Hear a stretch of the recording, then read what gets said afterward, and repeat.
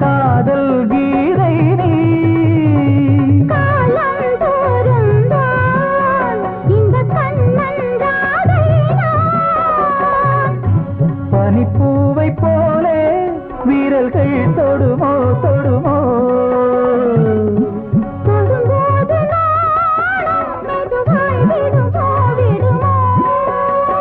சிந்தனையாவும் உன் வசமாக உன் வழி தேடி என் மனம் போக ஒவ்வொரு நாளும் இன்பங்கள் கொண்டாட உன்மடி மீது பைங்கிளி வந்தாட.